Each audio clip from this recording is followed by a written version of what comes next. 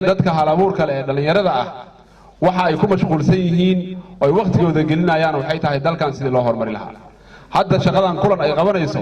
wasaaradda waxbarashada iska leh dhalinyaradu hadda waa ka gudbeen inay kabaqaad u noqdaan cid gaar ah ama magac qoys iyo qabiil ha wateen ama magac urureed ha wateen inay kabaqaad u noqdaan oo ay dad gaar ah ay maalin kasta ay ku urkacsadaan dhalinyaradu waa ka gudbeen waa kuwa halabuurka iyo sharafta iyo qiimaha iyo karaamada la imaanaya iyo waxa horumar ku ah dalkooda iyo dadkooda la imaanaya ilaahay subxaanahu wa ta'ala abaalkiina ha gudo horay u socda waxaan ku soo gabagabeynayaa walaalaha kulan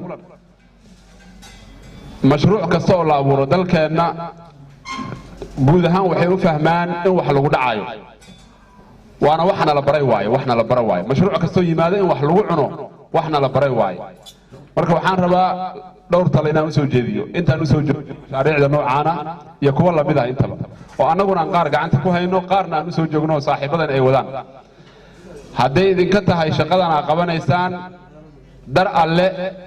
iyo daryeel bulshadiina ah ilaahay subxaanahu wa ta'ala waa idin guuleynaya waana hubaa dadka hawshan wada waa dadaan ku kalsoonahay in wax gaar ah ayagu dan gaar ay kala yeelanaysan jirin